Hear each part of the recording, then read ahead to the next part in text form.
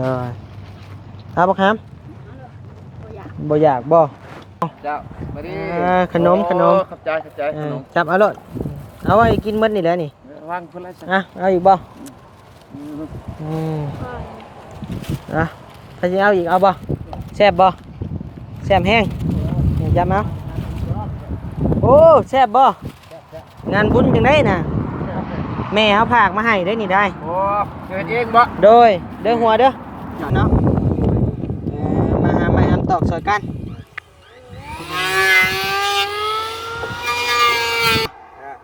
มาใกล้ๆก็ได้ครั้งแรกได้ลองเบิ่ง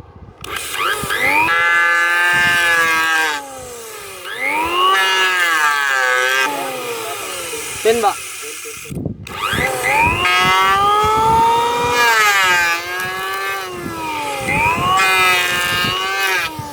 จำนวนเงิน 10,000 บาทเนาะพี่น้องเนาะทางบาบุญสารวันเขามาแจ้งเพิ่นพี่น้องเอ้ยเพิ่นว่าเนาะบัดนี้ก็ขอมกขอบใจอีกเทื่อนึงเนาะทางผู้ใหญ่ใจดีที่เมตตาสงสารน้องบุญทวีสายผ้าเนาะบัดนี้ก็ขอมกขอบใจหลายๆเด้อขอให้เพิ่นอยู่ดีมีแรงสุขภาพเข้มแข็งอยู่เป็นห่มโพห่มไส้ให้ลูกให้หลานตลอดปีตลอดไปเด้อเนาะครอบครัวเพิ่นก็คอยเนาะว่าโตมือใดมือนั่นพี่น้องเลยเนาะมาเปิดคลิปอยู่หน้ารถอีกแล้วพี่น้องเลยเนาะ อาจจะเดินทางมาฮอดทางบ้านนิวกันเนาะพาทางไอ้ย่าแววัดแวว่าเนาะบ้านนิวก็อยากแวน้ำนี่แหละพี่น้องเลยแววัดมหาโศกเมื่อกี้นี่ก็ได้เนาะไปกราบไหว้เพิ่นกายไปไกลมากับบริกราบบริไหว้เพิ่นเมื่อนี่ก็เลยถือโอกาสดีพี่น้องเลยกับมากับทางบ่าวยาว2 คนพี่น้องเลยเนาะกลับไปกราบแวะกราบเพิ่นเพราะว่าเป็นวัดที่บ้านนิวศรัทธานะพี่น้องเลยเนาะก็ถือว่าเป็นวัดดังวัดหนึ่งพี่น้องเลยวัดมหาโศกเนาะพี่น้องเนาะกับบ่ได้ยังดอกพี่น้องเอ้ยไปกราบไปไหว้เพราะอันยังบรรเทาจิตใจพี่น้องเอ้ย เรียนแนวใดนะพี่น้องเนาะพี่น้องเนาะบัดนี้ก็ขอกราบทักทายสบายดีพ่อแม่พี่น้องเด้อเนาะหมดทุกคู่ทุกคนบ่ว่าสิอยู่ฝั่งลาวฝั่งไทยและก็ต่างประเทศเด้อโดยยินดีต้อนรับเข้าสู่ช่อง YouTube บ่าวนิวสะพานบุญเด้อพี่น้องเด้อเนาะมื้อนี้ก็ทั้งไอ้สร้างหรือว่าทั้งพ่อสร้างเพิ่นมาเดินเบียกเดินงานพี่น้องเลยเนาะมากบไม้ตอกตากบไม้กบตอกนะพี่น้องเนาะกับมื้อนี้กับจักมีไผมาแน่พี่น้องเลยเนาะคือว่าทั้งบาลีกับบ่ได้เข้ามามื้อนี้พี่น้องเลยคือว่าเป็นไปเบียกไปงานเนาะพี่น้องเนาะตามบัดนี้เห็นแต่ไอ้สร้าง2สร้างนะพี่น้องเนาะทางพ่อสร้างยาวกับไอ้สร้างผู้หนึงพี่น้องเลยมาซอยเวียกซอยงานกันพี่น้องเนาะกำลังกบไม้กบตอกอยู่ตอนนี้ก็ได้พี่น้องเลยเนาะพี่น้องเลยแล้วพี่น้องเนาะบันยูกับบอกว่าลายใหญ่ห่างพี่น้องเลยเนาะเข้าไปเยี่ยมไปยามทางพอสั่งเลยนะพี่น้องเนาะแม่บันยูผากขนมมาให้น้องสายฟ้าบุญทวีแล้วก็ให้ทั้งไอ้สั่งกินน้ำกันนะพี่น้องเนาะทงบักไงบักหนึ่งพี่น้องเลย10 กว่าหน่วยพี่น้องเลย ของหวานพี่น้องเลยเนาะเพิ่มน้ำตาลเอาเนาะพี่น้องเนาะไปเข้าไปเยี่ยมไปยามเพิ่นเลยพี่น้องเลยไปมากับไอ้เงา2 คนบัดนี้ก็ได้มื้อนี้2 หนุ่มเลยเนาะดมแห้งๆยังไงนะแกขี้แขวบ่สวัสดีเด้อเด้อเอาเขาเข้าไปก่อนเด้อเด้อมาแล้วอยู่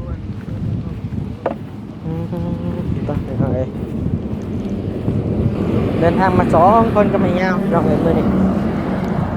ใจน้องๆเป็นอยู่เฮือนอยู่ซ่านอยู่บ่ล่ะพี่น้องเอ้ยคือว่าได้ยินว่าสิเกี่ยวข้าวมื้อนี้ว่าซั่นจักสิได้เกี่ยวหรือบ่ได้เกี่ยวบ่ได้งานน้องเพิ่นว่าเนาะพี่น้องเนาะโตใส่เบิ่งกลับไปหาน้องๆเพิ่นก่อนพี่น้องเอ้ยบุญทวีสายฟ้าบุญทวีทำอะไรอยู่คือนั่งตากแดดนี่อันนี้สวัสดีเด้อสวัสดีนบมือที่หามรถนี้ซ้ำมันนะเมื่อคืนวันนี้สิพาเมื่อบ่เมื่อพี่น้องเลยว่าดีแล้วว่าสั้นเนาะ สวัสดีหามจะไปวุ่นบ่มาเร็วบ่แล้วบ่ได้คือไปนั่นอยากไปเบิ่งแข่งเรือบ่เบิ่งเวียกเบิ่งงานเท่านี้แหละนี่ทางพ่อสร้างเพิ่นก็มาเฮ็ดเวียกเฮ็ดงาน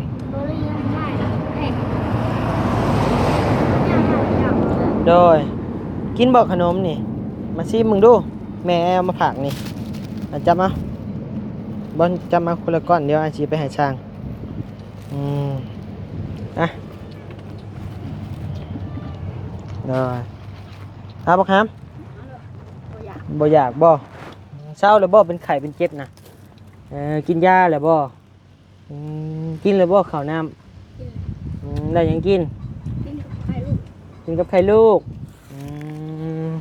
กินแล้วบ่เจ้ากะทางพอสร้างเพิ่นกำลังแปลงกบบ่พี่น้องเอ้ยคือว่าเงียบสิริแท้เนาะป้าไปหาสร้างเนี่ยป้า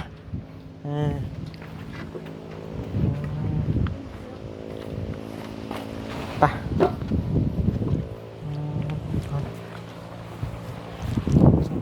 ได้จังอันเลยเด้เนาะพี่น้องเอ้ย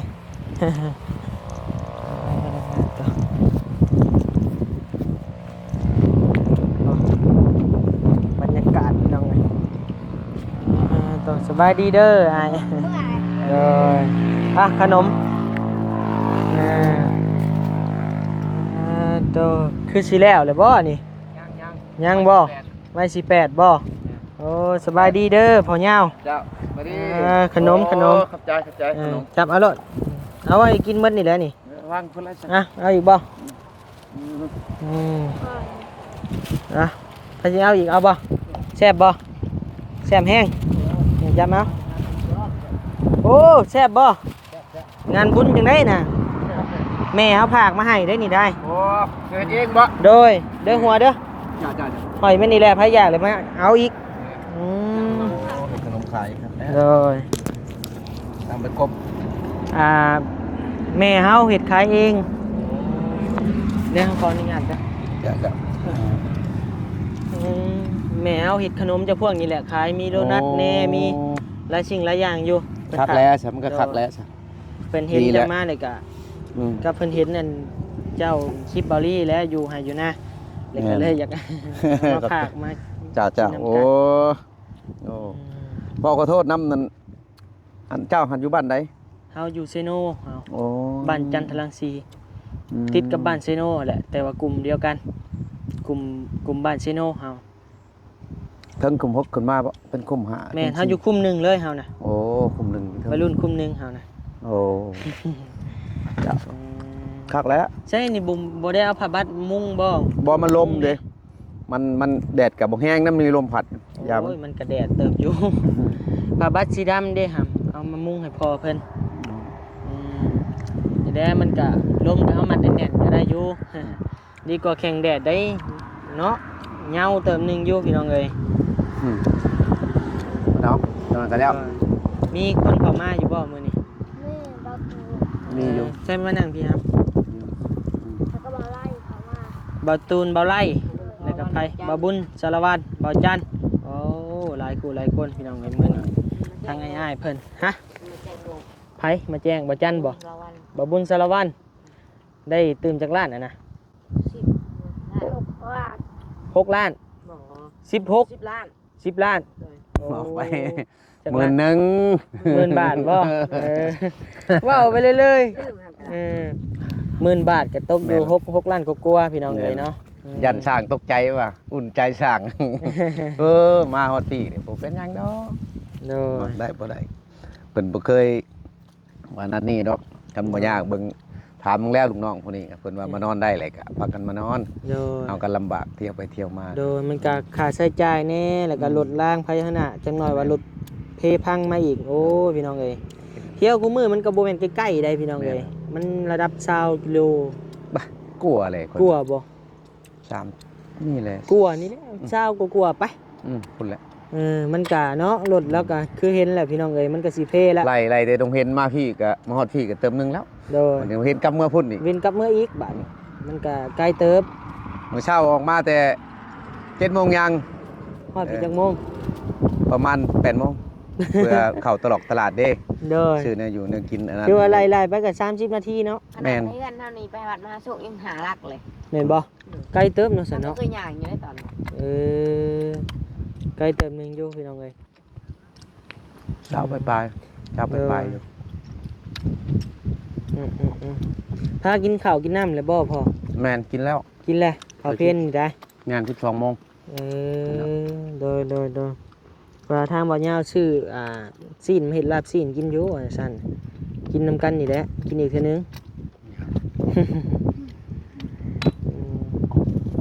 กินข้าวกับหยังซะเพาะมื้อเช้านี่ อ๋อชื่อสมพักกับชิ้นแห้ง โอ้ แล้วก็แก้วก็ตำไปเนี่ยไปประมาณ20-30นี่แหละ ค่าใช้จ่ายพอเพิ่นก็เนาะเพิ่นกินอยู่เองพี่น้องเอ้ยครับแต่ ไล่ ว่า จ่ายมื้อหนึง50เพิ่นน้ำมันอีก โดยค่าใช้จ่ายมื้อหนึง50สมมุติ10มื้อก็เท่าใด10มื้อก็500,000มื้อ50 10มื้อก็2,500,000บ่บ่แม่นเด้ 500,000เนาะ10มื้อบัดนี้20มื้อก็ล้านหนึ่งพี่น้องเอ้ย บางท่านได้รวมค่าน้ำค่าไฟดอกเอาตัวกินคุมื้อตัวจำเป็นเฮานะ โดย5,000พี่น้องเอ้ยของกินสิซื้อกับค่าน้ำมูกน้ำมันคะแนนผักเช้าอยู่นี่ก็นั่นในก็ไข่แน่พี่น้องเอ้ยคะแนนทางบ่ยาวกะทางพ่อนี่เพิ่นนี่ว่าอยู่กินเองแต่ว่าทางบ่ยาวหรือว่าทางทีมงานกะซื้อมาอยู่พี่น้องเอ้ย สด เติมกันนั่นแหละเหมือนกันนั่นแหละ ๆเพราะว่าทางพ่อพี่น้องเห็นนั่นแหละเนาะเพิ่นก็บ่ได้มีบ่ได้ร่ำบ่ได้รวยพี่น้องเอ้ยเพิ่นก็อยู่ทงไห้ทงนาพี่น้องเอ้ย เอาสวยงานบ่เป็นดอกเจ้านะ ใจมันบ่เสมอกัน ม มันตัวต่ำตัวสูง เด้อสมุดต้องมีอันนะบ่สากบ่ มีอยู่ แปะอันนี้ แต่มันดนแล้วมันก็ปรับยากคือกัน เด้อ ปรับภาษา บ่เซียนนี่ก็เฮ็ดยากพี่น้องเอ้ย บ่เรื่องมิ้นตัวนี้มันกินบ่เสมอก็บ่ได้ เด้อมันก็ไม่เอียงเนาะ มัน เอาอีกแม่ให้เอาอีกบ่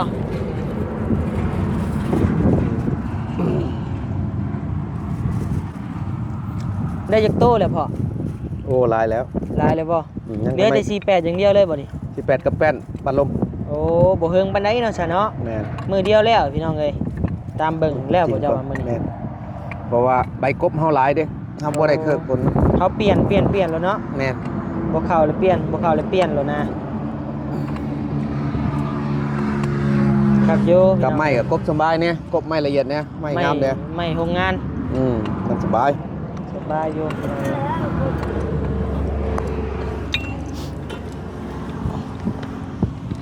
ลงมือบ่บัดนี้ แม่นลงมือแล้วบัด ปะไปเบิ่งไม้ทั้งพอมันกบปะ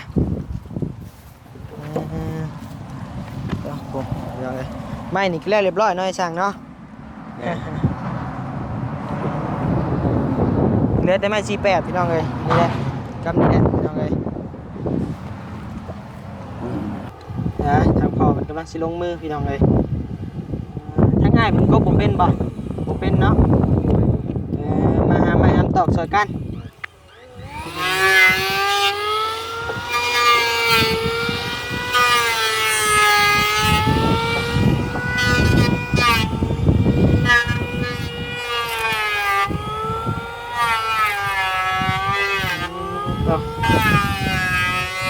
ล้มอยู่เบิ่ง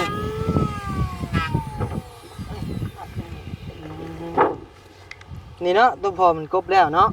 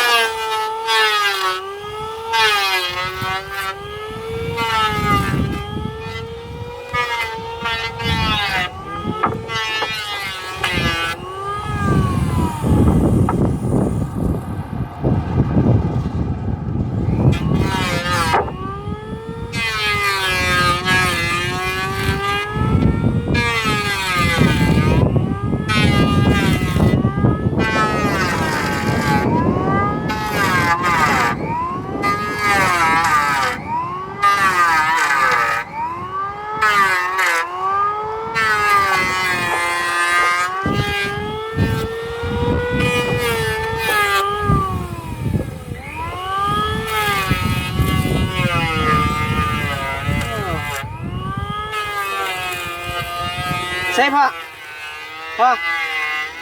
เขาอยากลองเห็ดเด้แม่นเป็นอยู่บ่เนาะใส่เบิ้งมาจับมาเด้อเบิ้งพี่น้องเอ้ย ไปกินก็ได้แล้วเป็น เบิ้ง จังว่าเป็นอยู่ไปจักแล้ว เบิ้งเห็นดีบ่มาใกล้ๆก็ได้ครั้งแรกได้ ลองเบิ่ง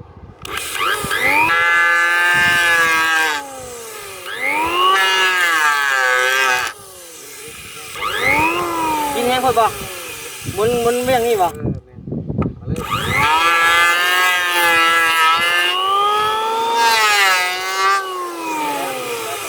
เป็นบ่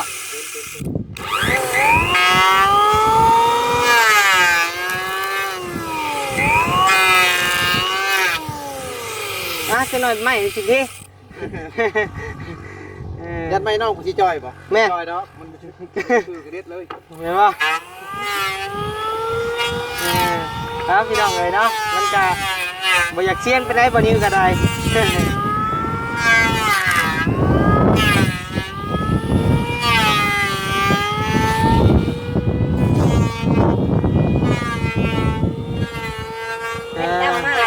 ฮะให้แว่นดำมาเงาบ่แว่นดำโดย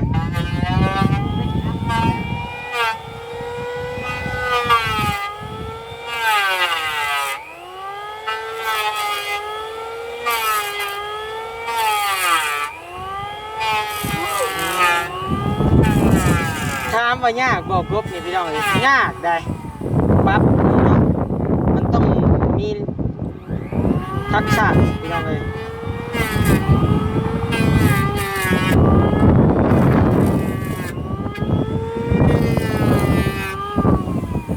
เป็นบ่นะพี่ลองบ่จอย ยังไม่จอย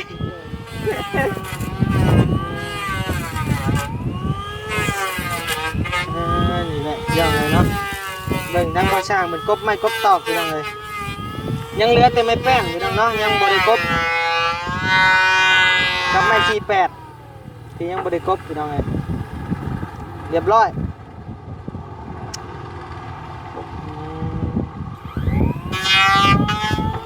กบเพื่อหยังพี่น้องเลยเนาะบางคนก็อาจจะบ่ฮู้กบเพื่อให้ไม่มันงามพี่น้องเลยแล้วก็เรื่องหม้อเรื่องแมงอะไรสิมากินมันพี่น้องเลยมันก็กันได้ระดับหนึ่งอยู่เนาะตามวันนี้ได้ยินทางผู้ใหญ่ก็เล่ามาได้พี่น้องเลยกันบวกเลยกันนั่นหมอกพี่น้องเลย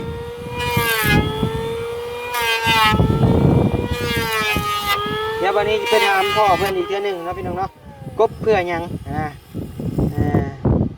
ตามนิ้วคิดเบิ่งกบเพื่อมันงามเลยกะหมอกกันหยังอะไรพี่น้องเลยเนาะประมาณนี้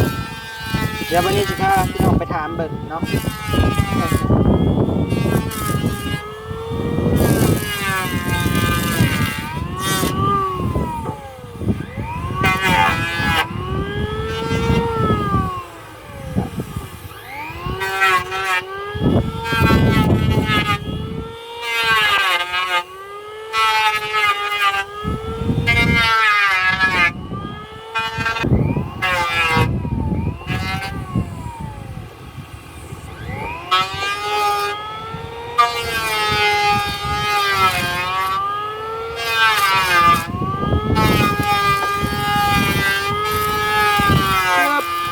เรียบร้อย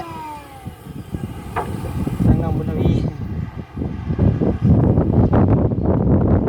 ใส่เสื้อกันยาวเด้อหำเด้อหำไม่หำตอกนะพ่อเอาขอถามเนี่ยบางคนกับบุหูเนาะกบเพื่อหยังโดย มาก็จังให้มันเสมอกัน โด เลย ย ก็ให้มันงามเห็ดก็สบายดี โดย คันว่าไม่กบมันต่ำมันสูงมันเสมอกัน ในการตามวันนี้ได้ยินมาว่ากันหมอกน้ำเป็นบ่ แม่น มันกันแมลงเนาะกันเพิ่นมากวนนั่นแหละมากัดมาก่อนพี่น้องเอ้ย ก็ให้มันสะอาดคือว่า แม่นคือเดี๋ยวนี้มันมีอันใหญ่ๆนะพี่น้องเอ้ยเนาะมันมองอัน นางมันก็จะเกาะ แม่น เรียบร้อยอันนี้ โดยหมอกแมกมาแล้วพี่น้องเอ้ย เอาเนาะบ่นิวกะมา เจ้า ถามเบิ่งพี่น้องเอ้ยย่านว่าบ่นิวเข้าใจผิดแน่นะโดยขอบใจหลายๆดำเนินการต่อพี่น้องเอ้ย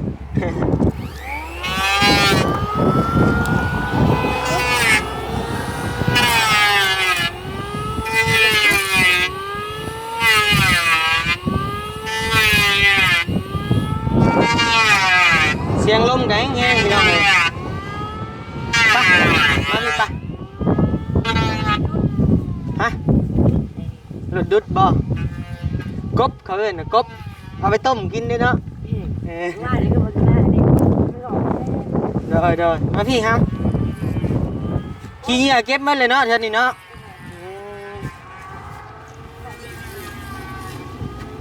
เพราะว่าอยู่นั้นมันอยากดังเนี่ยพี่น้องเอ้ยเสียงกบเนาะอืม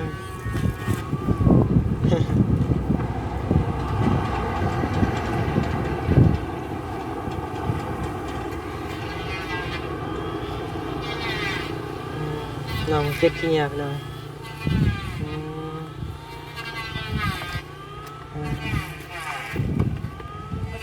หนูเพนกินข้าวกับยังครับ กับไข่ บ่อันกินแล้วบ่ข้าวเพนปะไปบนห่มปะหนาวบ่ไอ้คือฮ้อน นั่งนี่ได้เฮานี่นั่งดินนี่แหละซึบ จิจิ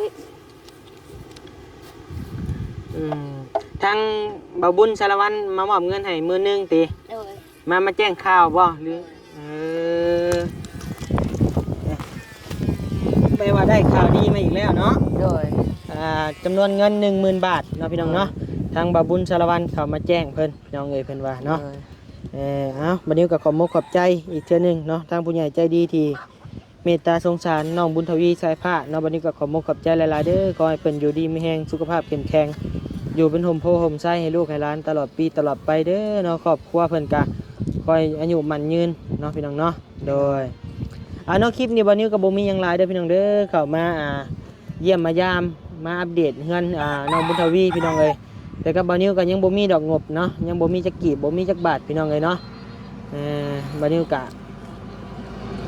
มาเยี่ยมมายามเบิ่งมาสดมาซอยนี่แหละพี่น้องเอ้ยเนาะมาเป็นกระบอกเสียงอีกกระบอกเสียงหนึงพี่น้องเอ้ยเนาะพอได้สดได้ซอยน้องเพิ่นบ่นิวก็ได้มาอยู่เป็นหมู่โอ้ลมน้ำน้องเพิ่นนี่แหละพี่น้องเอ้ยถึงบ่นิวสิบ่มีหยังก็สิมาสดมาซอยนี่แหละของขาของต้อนพอบ่นิวซอยได้นะพี่น้องเนาะ โดย มีผู้ใหญ่ท่านใดอยากสงสารเมตตาอยากให้บ่าวนิวเป็นสะพานบุญให้บ่าวนิวก็ยินดีเด้อพี่น้องเด้อเนาะคือว่าได้สำได้เอาสำนั่นพี่น้องเอ้ยเนาะเพื่อนน้องบุญทวีนี่ก็ได้แล้วแต่บุญแต่กรรมเพิ่นพี่น้องเอ้ยที่เพิ่นสร้างมาพี่น้องเนาะถ้าบ่ได้ก็ได้โบกได้หยังก็ได้ก็ได้เฮ็ดห้องเฮ็ดหยังให้น้องเพิ่นก็โอเคแล้วพี่น้องเอ้ยเนาะเอาเนาะคลิปนี้บ่าวนิวก็บ่มีหยังหลายพี่น้องเอ้ยบ่าวนิวก็สิได้จบคลิปไว้เพียงสำนี้เด้อพี่น้องเด้อเนาะโดยบ่าวนิวก็บ่มีคำว่าหยังหลายนอกจากคำว่าสบายดี สบายดี โดย